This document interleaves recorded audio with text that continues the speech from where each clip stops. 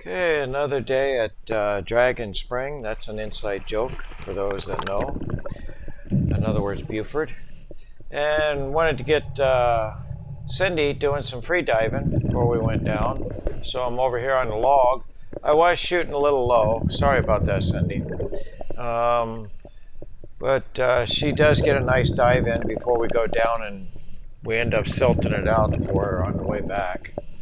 Well, Corey and I are fixing to go set up a deco tank.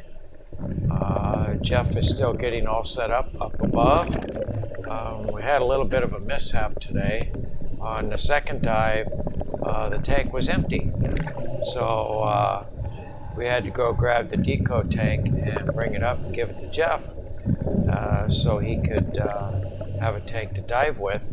And then the tank he used on the first dive had about 1,000 left in it. We took that down as our deco tank. So maybe I'll be able to see what's going on here. It looks like that's the blue tank. So that's our second dive.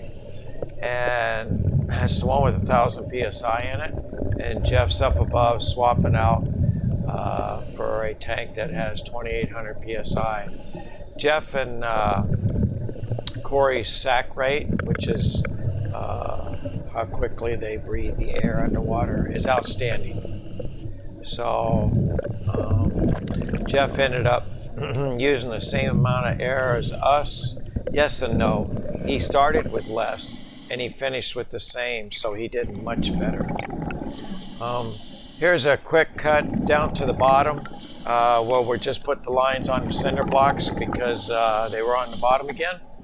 And we're gonna hook them up. Turns out Corey had lost his SMB, but luckily Jeff brought it down to us while we were down exploring by the cave area. So I just show you a little bit of the hookup here. And then we went and explored down below in the cave area.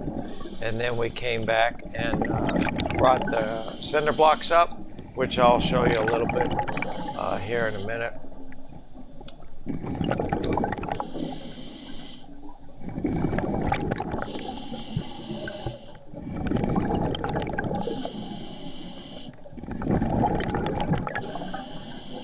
Everything went really smooth for me. Do all that. Boom, it's good. So then I go look for Corey. He was up above slightly. He had like 3 half blocks he was hooking up. And you can see him right there. My light hit it for a sec. There they are. There's one of them. I think the other 2 are already on top of the rock. But I go over here to help Corey, basically just give him light. He did it all. I think what he said was he pulled his bag out to hook these up, and then when he went to grab it to use it, it had already gone up even though he hadn't inflated it. But luckily Jeff was trailing us and he saw it and brought it down to us.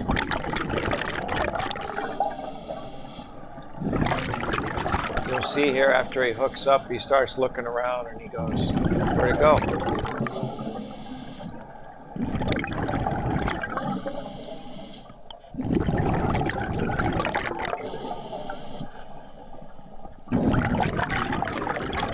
We always try and do task-driven dives, at least part of the dive. You know, it just keeps you fresh and makes an otherwise, get wet dive. Keeps you from getting bored. I think it's great for us. Okay, here we're going. Oh, it's gone. And then we end up looking a little bit. We don't find it, and we go ahead and head on down. And Jeff shows up, a couple minutes later. It wasn't that very long. So we did the cave portion, and we hooked up the SMBs. I didn't put you through all that, and we're starting to bring them up now. You might hear my SMB burping once I get up a little higher, which is all good. Those guys have a deep stop, so they're stopping at 60, 65, and they do 1 minute, I think, there. Mine only shows that I'm supposed to go to 20 foot and do all my safety stop there. There you go. I don't know if you heard that. It was burping because it was full. So I'm just going up to 20 foot, watching my depth real closely. You don't want to blow that. And I'm trying to slide over to get out from the cavern, the overhang.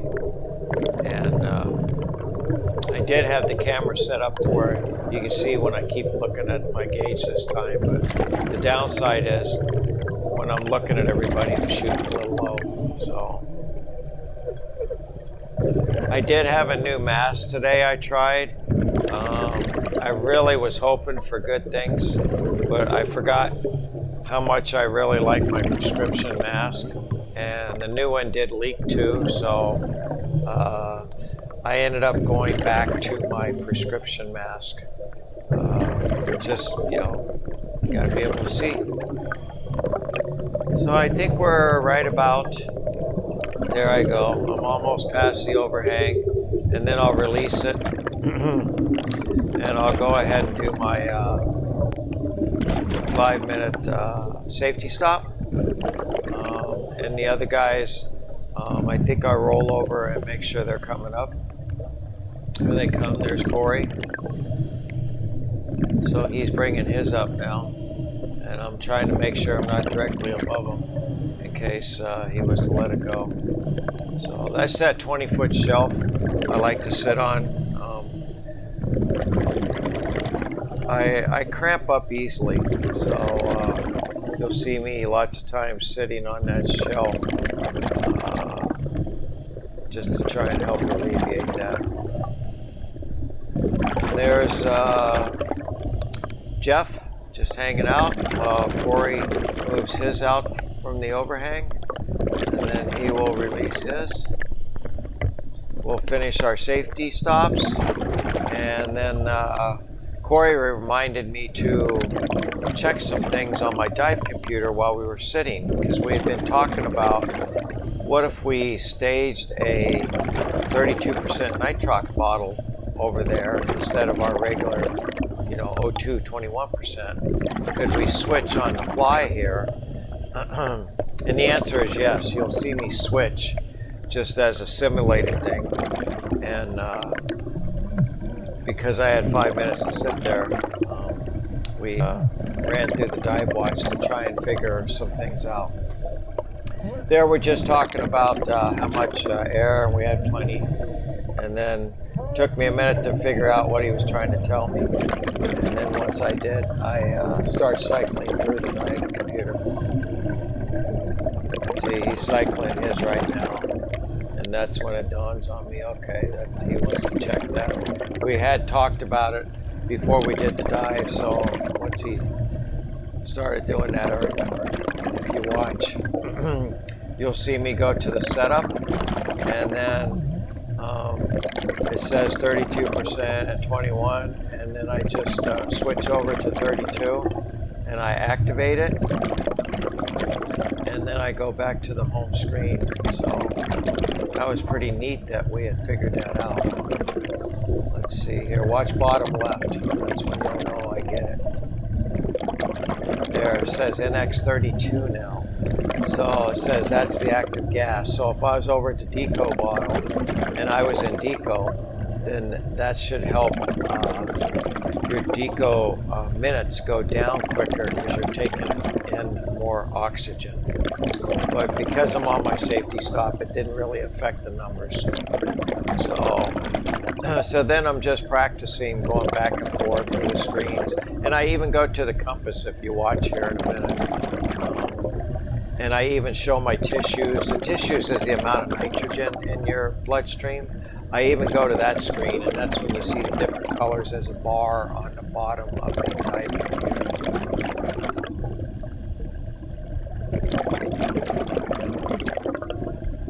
The upper left's 20 feet. The upper right's the timer counting down to my safety stop, and it's almost done. I think it says 20 some seconds. And there's the compass. So now you can see the compass. Let's see, there's air, bottom left, different screen, MOD, maximum operating depth, bottom left says 192. I can't read some of the stuff, so it says we've been down 25 minutes, that's the left center. There's the tissues, shows you the green, yellow, red, and then there's a darker area in there, and it kind of goes out in a point, and that tells you how your tissues are. So I'm saying I just finished my safety stop, so we can do what we want now. And this is where Jeff is telling me right there he's going to take his rig off. So Jeff is rolling his thing off. I'm getting my octopus ready for him. I didn't know how he wanted to do this. And so I was going to bring him in the air. I thought he was just going to release it. But he ends up taking my air, and I hold his jacket for a sec. And then I realized that's not exactly what he was trying to do. So he hits it a couple times and takes his back. And then he's saying that he wants to go over to the deco bottle. And he's just doing that on his own. So he leaves me his rig, his BCD tank, everything, and he swims over to the deco bottle that Corey was sitting there waiting for him on. This is where I'm shooting a little low. And he takes the regulator off that and puts it in, and task is complete. So now he wants his rig back. So I give it to him, and then I back out of the way because I thought he might be wanting to release it, which he actually does here in a second.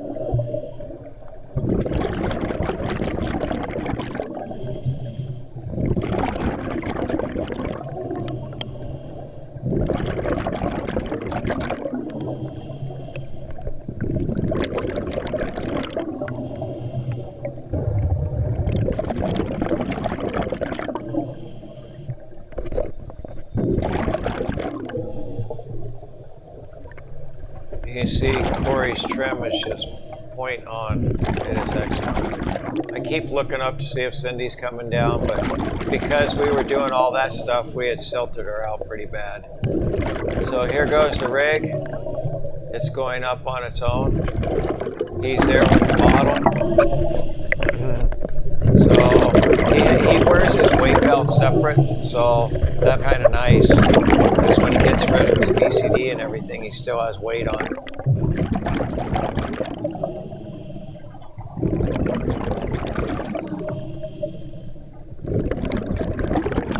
Okay, so now we're swimming up to the shallows, and he has the blue deco bottle with him. That's what he's using to breathe with. And we're kind of finishing up the dive, but we had some air left, so we just came up to the shallows and looked around here.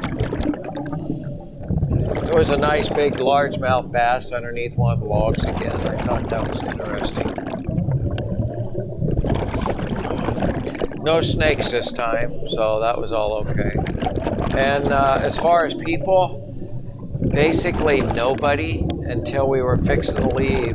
Another set of scuba divers, regular guys, showed up that we knew. Very nice guys. And people-wise, definitely the best day. And you can see the sun kind of popped out on the second dive, which really made it neat. If we hadn't silted it out, it would have been gorgeous. But there's Cindy up there. And when I swung to the right there, you probably saw the SMB and still had the cinder block on it. There it is right to the left. So we're just kind of looking around here, and then he's gonna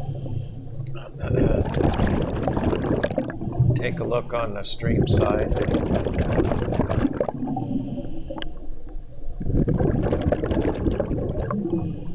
I thought it'd be nice to see something different. You know, you guys have been seeing the same thing every time, so I kind of tried to mix this up a little bit on this video.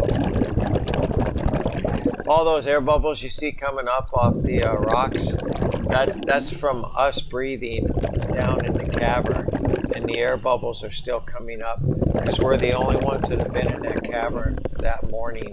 So any air coming up through the rocks or what you just saw there coming out of the darkness was from us breathing underneath. I think Corey's grabbing that cinder block there.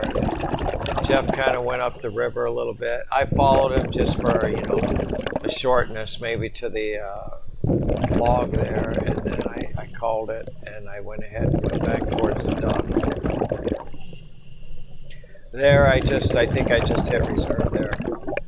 So, and my head's underwater, but I'm in real shallow water there. If you look straight down there, there's a hole. Free divers go up and down through that hole. Usually they go down around in the deeper part and then they shoot straight up through that hole. We can't do it because we're wearing our gear.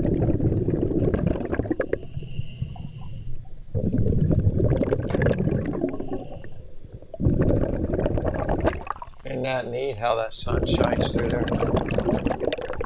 All the cinder blocks are sitting underneath the stairs.